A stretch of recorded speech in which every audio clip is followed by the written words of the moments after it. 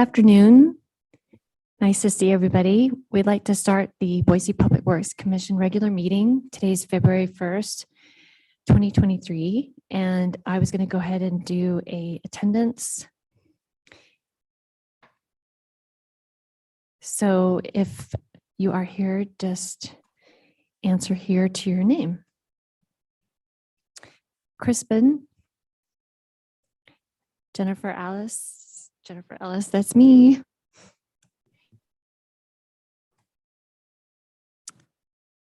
Abigail Morgan. I'm here. Ellie Cross. Here. Jim Werntz. Kylene Collette. Larry Crowley. Here. Robin Lockett. Here. Thank you. So we have a quorum.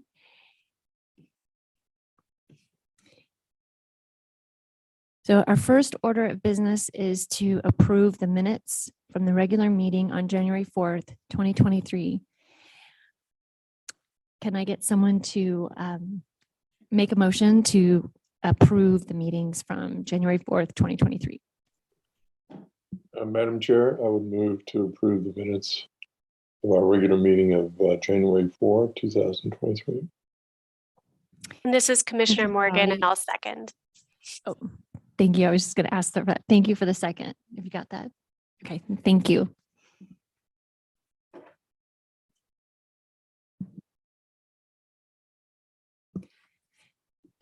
Can I vote for those all in favor? Answer aye. Aye. Aye. And those Aye. opposed, same answer. Okay. Yes, we can roll right into the agenda. And I only see one item on the agenda today, and that is the FY 2024 budget background. So I will turn it over to the Public Works staff at this time. Thank you, Chair. And we are working on pulling up the presentation. Might take a second. So our first presentation, we just had the one agenda item, and it is really the introduction into the FY24 budgeting process.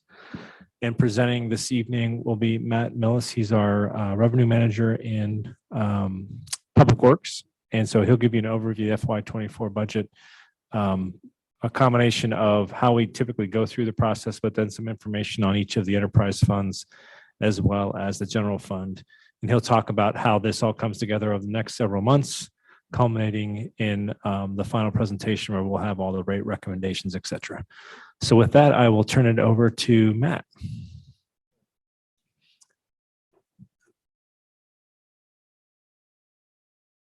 Okay, can you hear me? Great.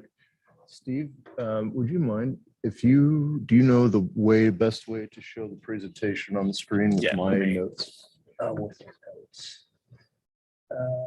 Might pull it up on your laptop. Can everybody see the budget overview slides? Yeah, thumbs up. Okay, great. Okay. So might want to just be able to work through there. Because I don't think we can have them there. Let's see this slide. Okay, sounds good. Okay, great.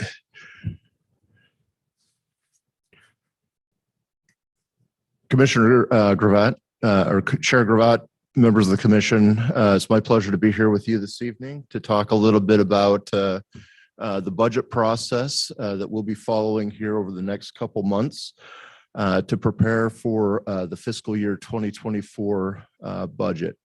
So we are currently in fiscal year 2023. The fiscal years run from October 1st of a year to the September 30th towards the end.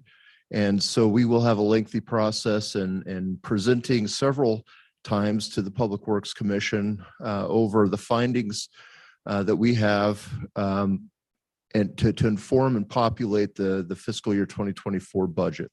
So I'm trying to get my notes here, which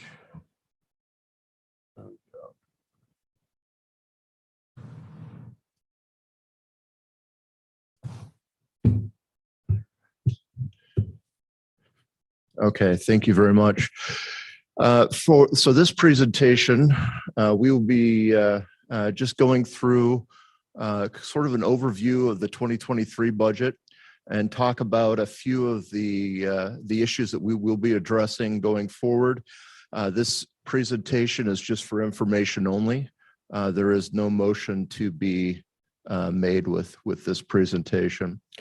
So as we talk, what we'd like to do is discuss just a little bit the Public Works budget process, some of the key components, some of the key funds, and then we'll talk a little bit on each fund individually to look at where the majority of the costs that we see are incurred and so forth. And then we'll discuss at the end a little bit more in detail what to expect on the upcoming several months as we present to the Public Works Commission.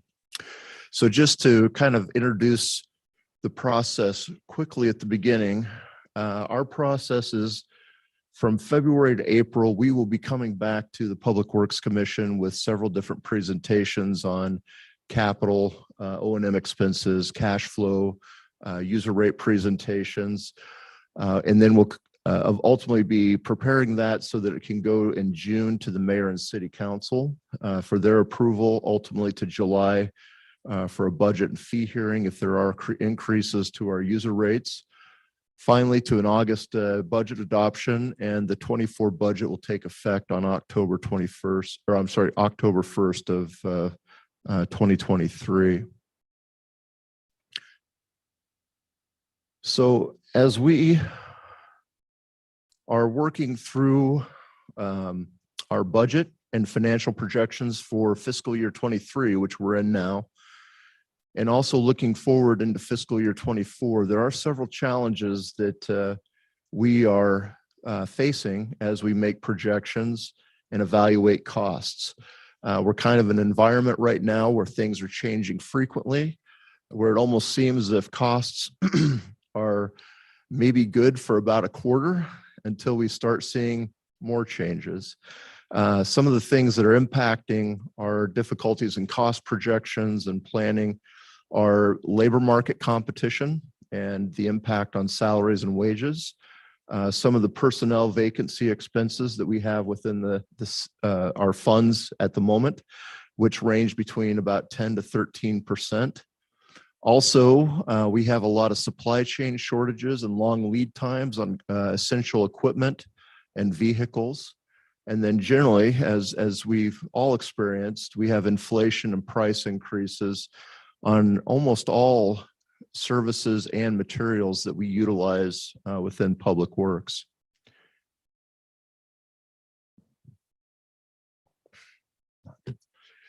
Within our budgets, just kind of looking from a high level perspective, we have two primary components that we focus on as we prepare and manage our budgets.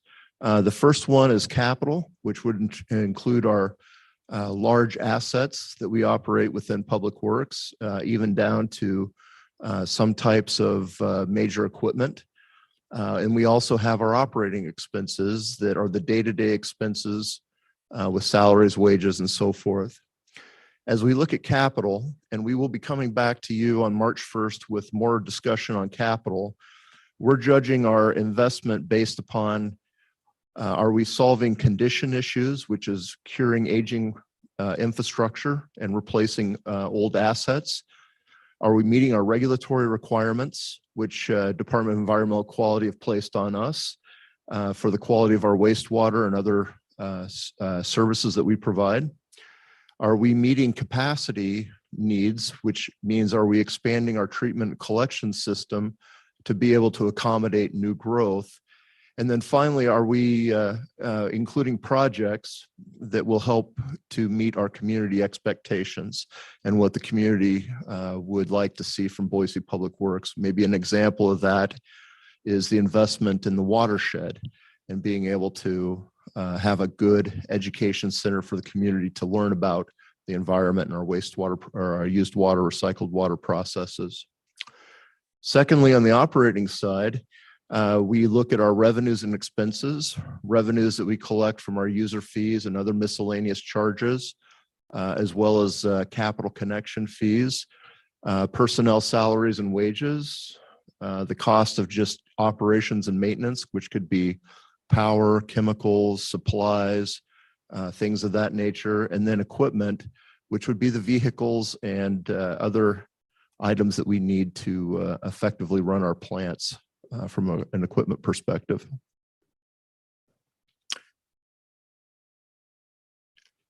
So within Public Works, we have 5 funds that we manage. The first fund is the general fund.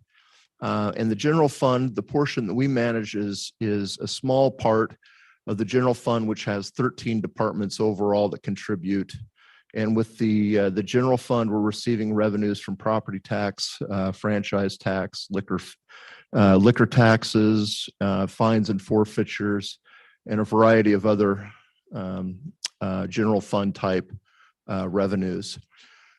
So the general fund, we'll talk about that in just a moment with a little bit more detail, is in charge with general citywide services relating to city facilities, as well as some of the development services required for new development or for approving new development.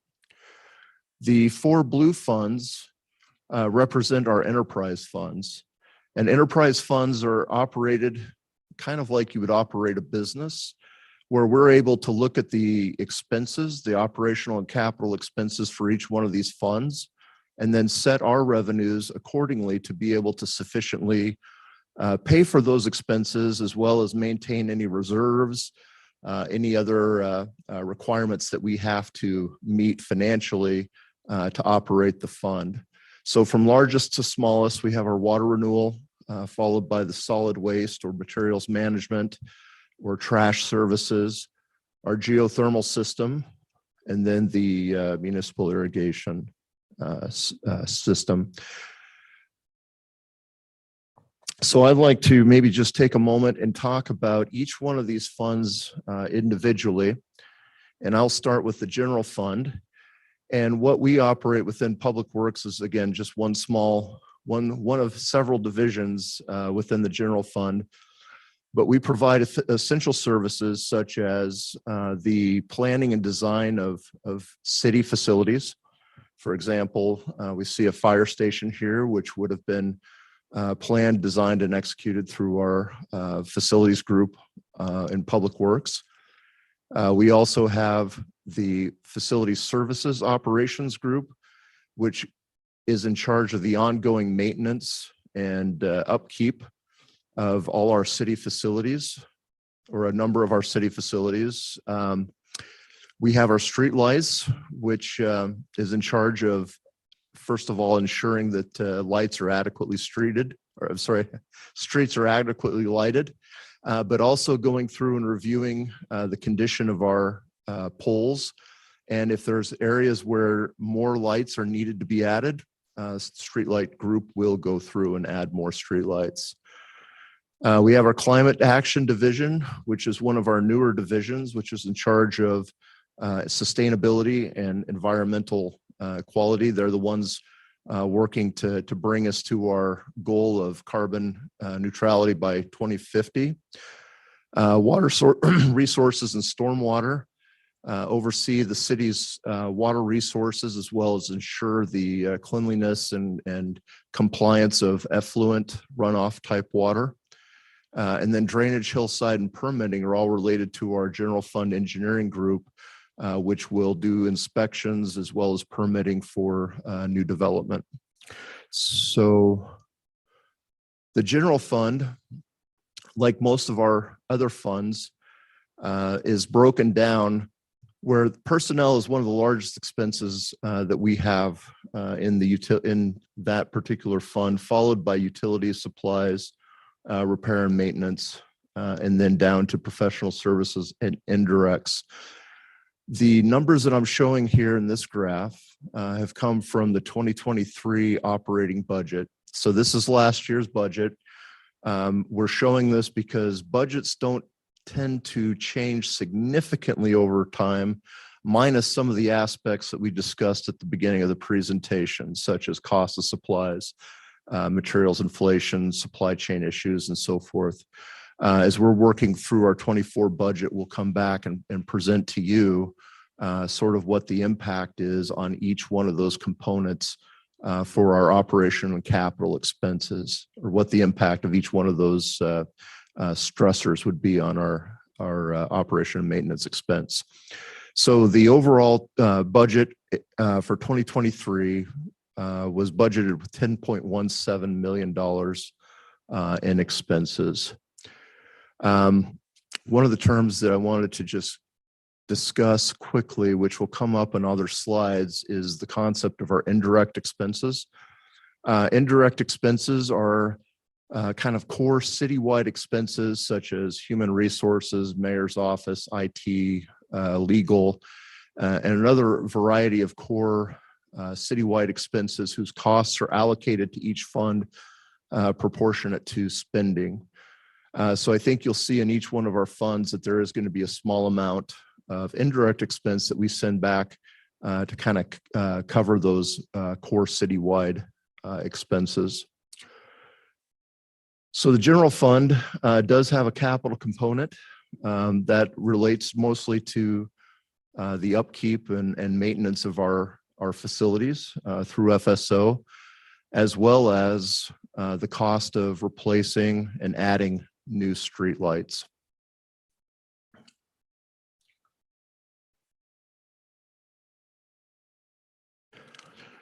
We'll talk a little bit about our water renewal system. The water renewal system is the largest asset that the city has, and it's also the largest fund that the Public Works Group operates.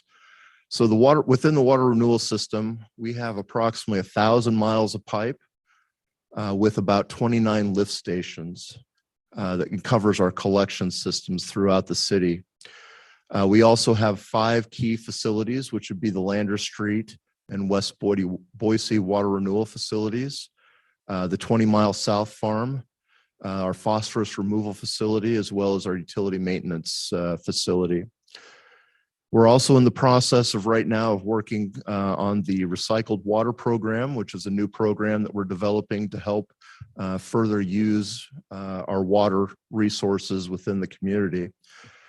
And if you took all our assets together and added them up for replacement, the water renewal system is somewhere in the neighborhood of $2 to $3 billion in assets that we operate, that the city owns and we operate. So talking a little bit about the Water Renewal Fund, in 2023, the expense budget for operations was $67.14 million. Again, the largest category of expense would be personnel, followed by depreciation.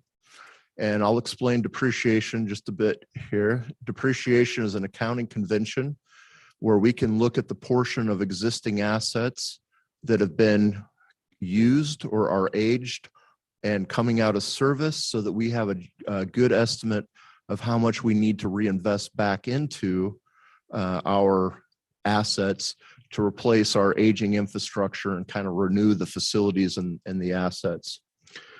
We also have expenses for supplies, chemicals, professional expenses, again, indirects. We put money, a fair amount of money towards repair and replacement. And finally, the utilities, the power, gas, and so forth to operate our facilities.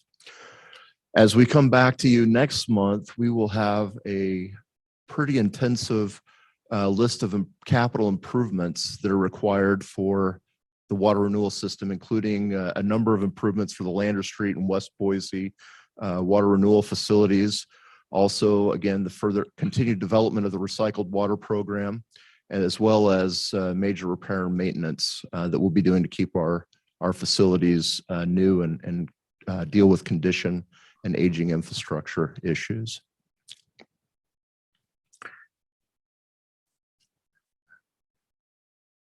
Our next,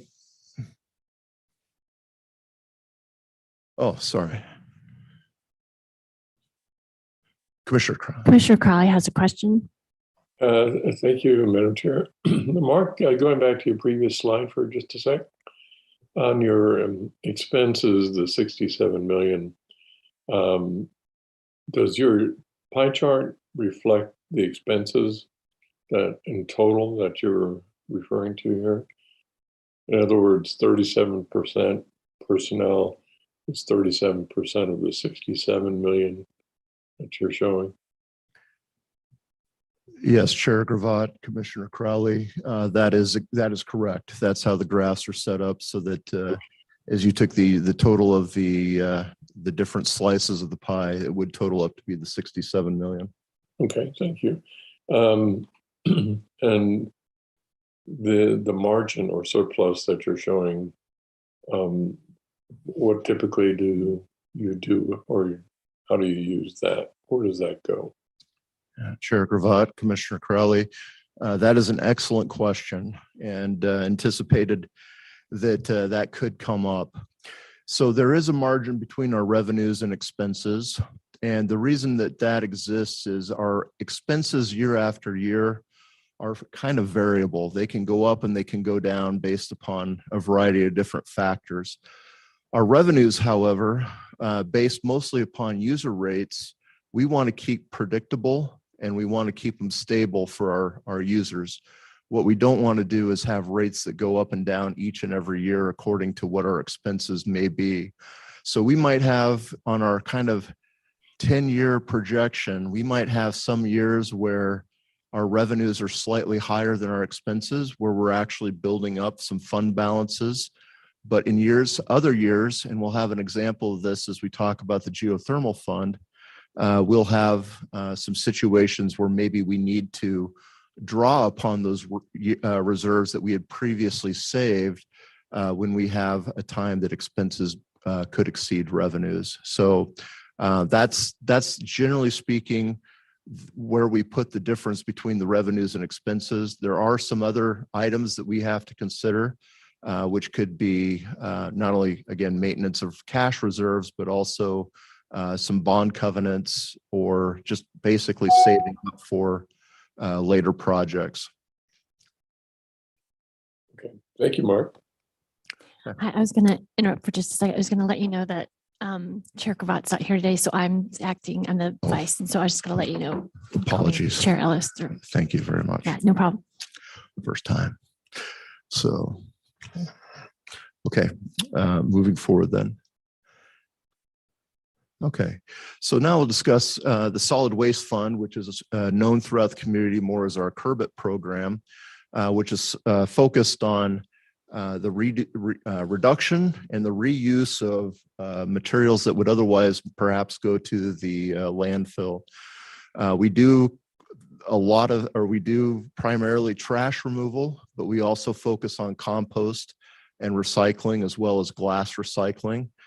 We also offer energy bags, which is a way to use, or a way for people to take certain types of plastics that are difficult to recycle, collect those, and then we're able to resell those for a little bit of a profit from recycling commodities. And then primarily also we're handling our household hazardous waste, where we have we give residents the ability to bring their household waste to different pickup sites to then dispose of those properly.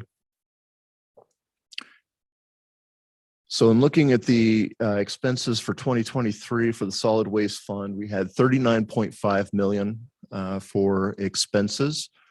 And unlike the other funds that we've discussed so far, personnel expenses is a very, very small portion. As we look at solid waste, and you may, as you drive down the roads, see a fleet of garbage trucks driven by drivers, and also looking at the investments made at the compost facilities and so forth. There is a lot of capital related to our solid waste fund, but almost all of that is handled through our contract with Republic Services. And so as you look at this pie chart, you'll see the lighter yellow the darker orange, and the dark blue, those are hauling expenses that we pay Republic Services for to handle the composting and solid waste of residential, commercial, and industrial users, also known as roll-offs. Republic will haul those expenses, or will haul those items, those waste streams, to either one of two locations. There's a landfill that we pay directly to dispose waste at the Ada County landfill. And then also there's transfer stations where Republic will divert waste to the transfer station. Ultimately, it will go up to the Ada County landfill. So you can see between the yellow to the dark gray, if you kind of go counterclockwise, that you have a significant amount of expense that relates to hauling as well as the disposal of our waste streams. The small slices at about the 6 o'clock location all are really what the city incurs in terms of their own expense for solid waste fund. We have our indirect expenses, a few personnel, and other just minor expenses. Again, because the contract handles the majority of the capital expenses, we really don't have anything in 2023, and we're not anticipating future capital expenses for 2024.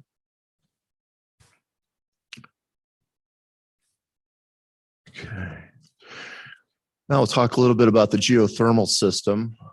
Boise has the unique and enviable designation of having the largest water renewal system in the United States. This map here shows the different colors of supply and collection lines, 21 miles of pipe to be exact, that are all focused within the Boise downtown. And within this area, within our service area, we heat approximately 6 million square feet of floor space with our geothermal services. We have approximately 90 accounts who subscribe to our geothermal heat.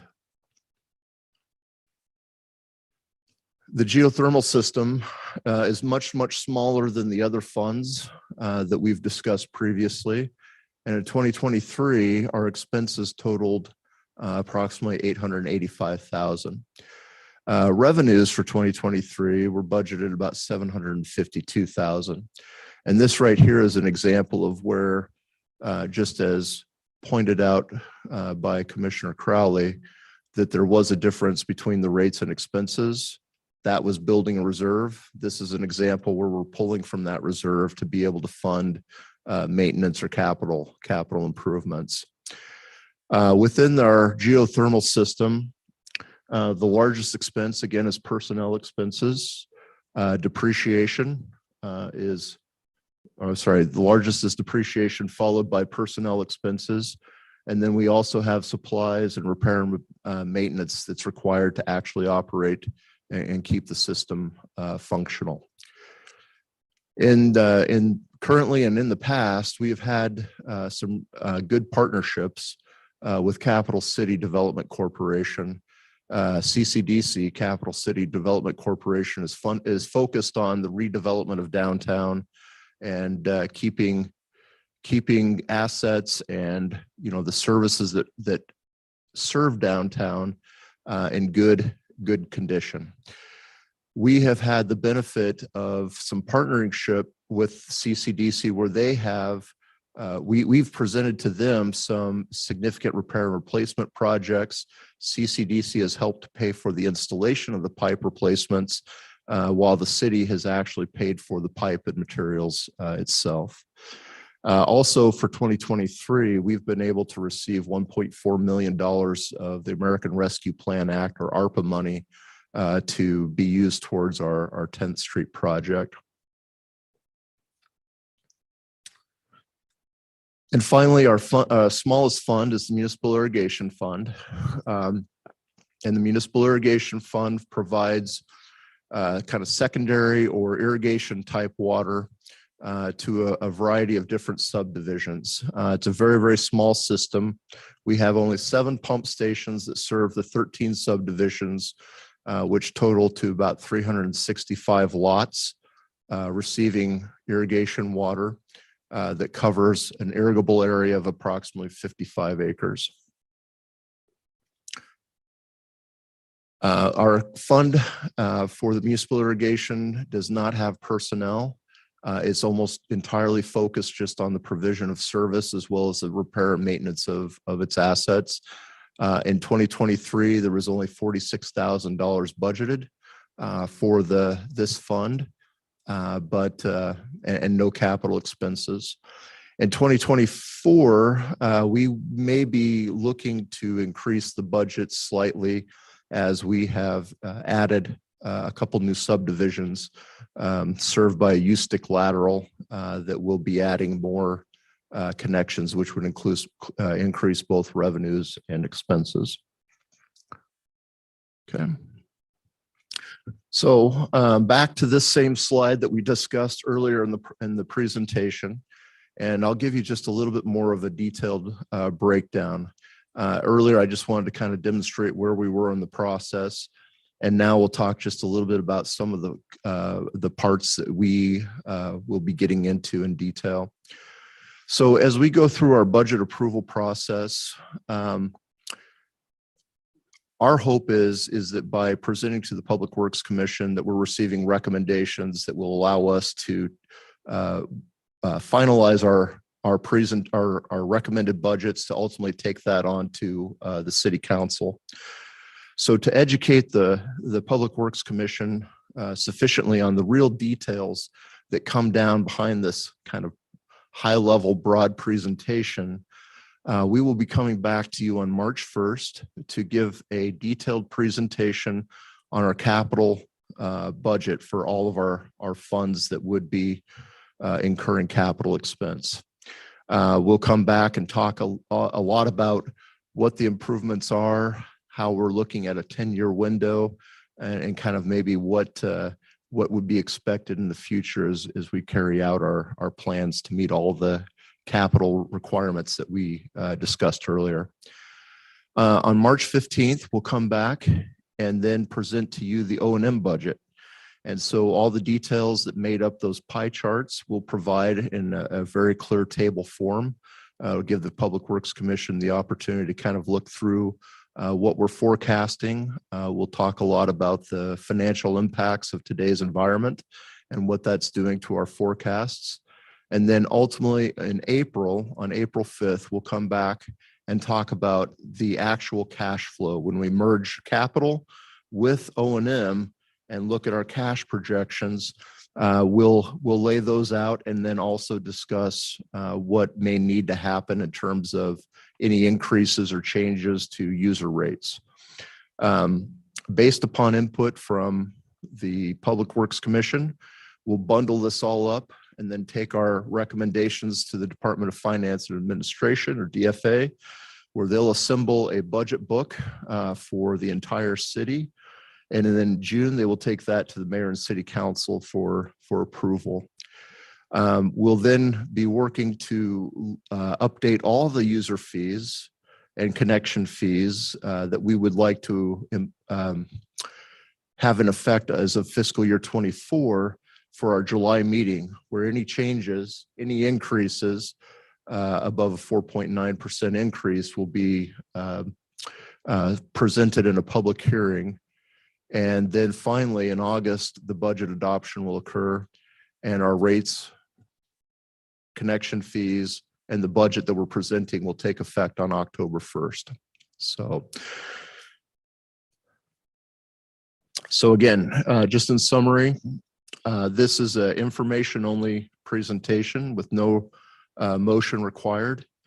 We look forward to coming back and on March 1st, again with capital improvements, discuss the O&M on the 15th, and then also on the 15th, we'll discuss our staffing plan as well as full-time equivalents for fiscal year 2024, and then ultimately bring it back for a complete summary with rate recommendations. So that concludes my presentation. So I'd certainly like to open this up for any questions that you may have. Chair Ellis, if I can just jump in. This is Director Burgos. Just something to be thinking about as you all are listening to the presentations that we're going to go through in March. We've already started having some outreach to the commission to get feedback on how we're sharing information with you. And I guess an ask would be, as we're going through the process, be thinking about, is this information useful? Is it helping you to make recommendations, or how else would you like to see the information presented? So maybe as we're going through the presentations, if you wouldn't mind jotting down some notes, and then we'll loop back with you all to figure out some adjustments that we could make. We just want to make sure that this is as useful as possible. And maybe it's that we, in future years, we just do it all in one evening, and we take, say it's 4 hours and we have a break in between or multiple breaks. We just knock it all out in one evening, or is it better to have it broken up month by month? We're kind of playing with different ideas. So please be thinking about that as we're going through the process. Thank you. Thank you. I'd like to open up to the rest of the commissioners to see if they have any questions. I do have some questions, and my first off comment is I am thinking about how it's helpful to hear this information. I thought this was a very good primer that leads into the next one. Thank you. Especially looking at the most to least budgets. That's really helpful. Yeah, I don't know yet how to divide it up, but definitely we'll be thinking about that. I just had some very specific questions, if I may. Sure. Start off.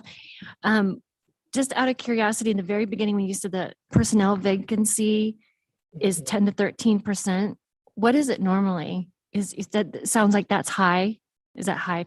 Yes, Unusually Chair high? Ellis, it is high. As we do our forecasting for budgeting, we typically look at about a 2.5%, Okay, yeah, 3% vacancy rate. So this is a much higher rate than what we typically would expect to see. okay. Okay, and then another question I had is, I really feel like I missed something, and I profusely apologize on the on the operating budget of was it water renewal? You had revenue and expense. So it was one of the very first slides where you showed the operating budget. And it had revenue and expense. Yes. I really feel like I was reading it wrong. Is it said revenue was 1.24 million Oh, and expense was 10.17 million? Was I, yes, that is correct, Chair Okay. Ellis. That is our general fund. and I really missed the boat on why Yeah. that's so different. So the 1.24 million relates to fees and charges that are generated through the general fund. The general fund, Through the okay. general fund, but the remainder is funded through intergovernmental revenues. Okay.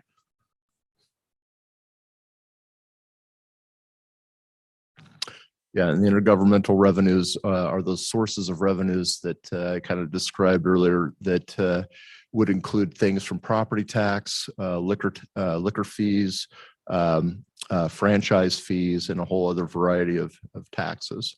Okay. Okay. Thank you. Thank you. And then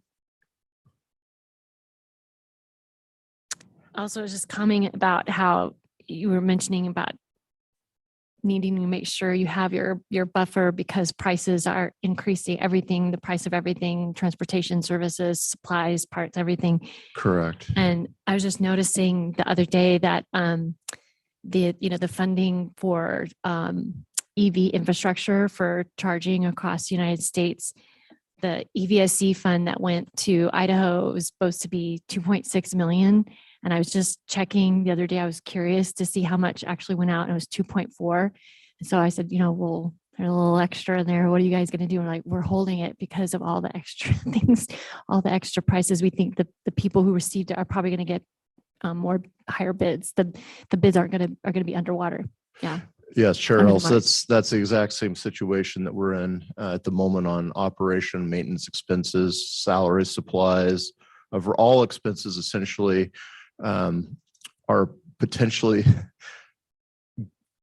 going to increase at some point. We don't know. And so therefore, we think it's prudent to maintain a reserve just in case, one, we have a shortfall in revenues, Mhm. or two, we have an overage in expenses, or both together. So as we've made covenants to, as we've issued bonds, what we try to do is maintain 180 days of our annual operating expenses, or roughly half the year, Mhm. on hand in cash reserves just to deal with those unknowns.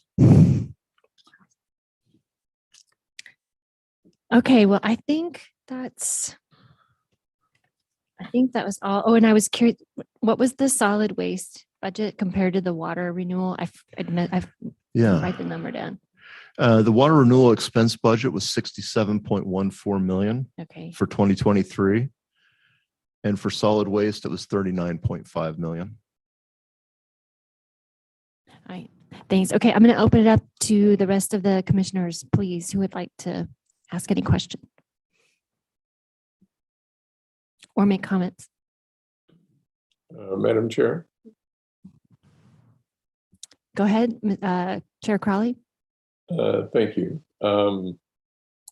Matt, I was curious, I'd like to follow up on the question that Chair Ellis had for you regarding the personnel numbers.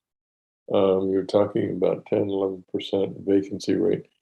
Can you tell us a little bit more about where those vacancies occur within the department? I'm assuming you're referring to just the Public Works Department vacancies. And can you give us an idea as to why we have the kind of vacancies we're seeing? What are the reasons that are driving that? People leaving, or what's going on? Maybe I'll take that one, Chair Ellis. Commissioner Crowley, this is Steve. So as we start to look at the vacancy rates, they are specific to Public Works. And where we see the majority of our vacancies are related to operations and skilled labor. So I'll give you an example. We have had an electrician position at Lander Street open for about a year. And we just can't get access to that skilled labor that's currently being employed and well compensated, frankly, by the private sector. So the building industry in particular. So and then on the operations side, it's a lot of it is just there's not a whole lot of operators out there, and so as we started to see the markets get tight, we did respond with a cost of living increase. We're trying to adjust with kind of one-time signing bonuses type things that we can offer. Some of that has been effective. Those numbers have been fluctuating a little bit in recent months. We feel like the labor market is, I guess, softening would be the way to say it, that it is getting a little bit better. For example, when we have some of our open requisitions, when we advertise those, we're getting more applicants applying, which is good. There were some situations where we were getting hardly maybe 1 to 2 people applying for certain types of positions. So it is across the board in Public Works, but mostly related to operations and skilled labor in particular. Another example, folks that have certifications, a CDL, a commercial driver's license, those are very difficult to come by. So the competition is really tough, but hopefully in the coming months, we're going to see some softening in that labor market. Thank you. That's all I had.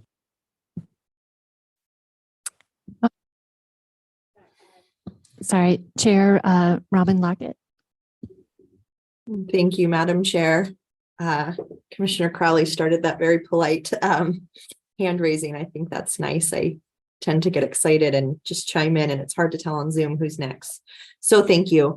My question, Matt, for you is, when I just quickly added up the general fund plus the 4 enterprise funds, it looks like it's about $120 million approximately in total.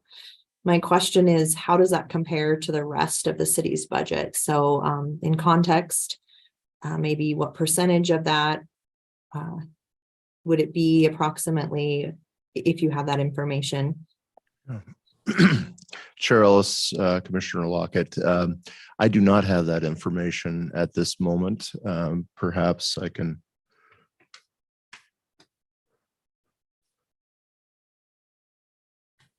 Chair Ellis, Commission Member Lockett. I don't have the specific numbers, but in total for for the citywide budget, Public Works is one of the larger departments as far as all of our budgets. I believe the Water Renewal Fund is probably one of our largest funds. So citywide. So I can get a breakdown on a percentage basis like you're asking for and show you like what the general fund is as a percentage of the total citywide budget in each of our different funds. But Public Works is definitely, if not the largest, one of the largest departments for the city. Okay, that's helpful. Yeah, I'm just trying to get context. If we're at 120 million, is the rest of the city, you know, 500 million, at 500 million or so? Just kind of, this is how I want to see it in context. So that would be helpful.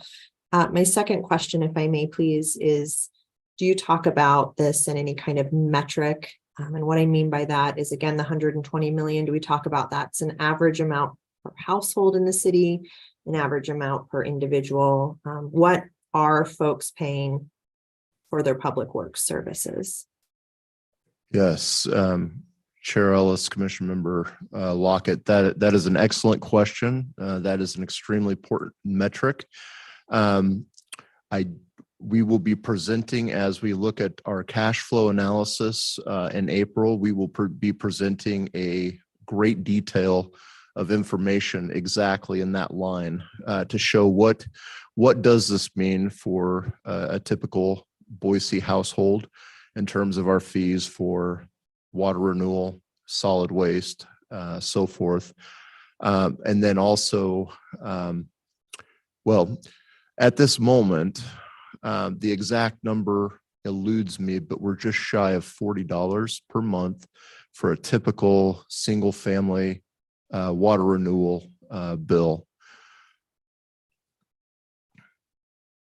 Thank you. Yeah, I look forward to that additional detail. I know there's a lot more to come. So thank you for your work, Matt. Pardon me, I didn't catch your last name, but thank you for your work. No, Appreciate it. thank you very much.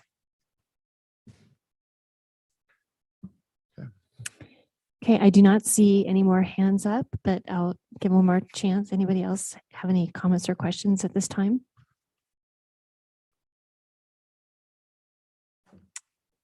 Okay. Are there any other items to add to the agenda at this time? Nope.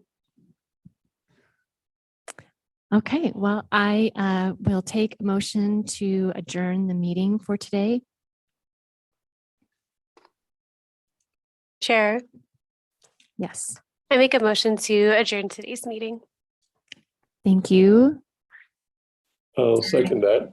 And you'll second that. Okay, great. Thank you so much. Seeing that we have a first and second motion to adjourn the meeting, or do we need to take a quick vote? All in favor, say aye. Aye. Aye. Those not in favor, same, what does he say? Same handle. Okay, the meeting is officially adjourned today. Thank you very much.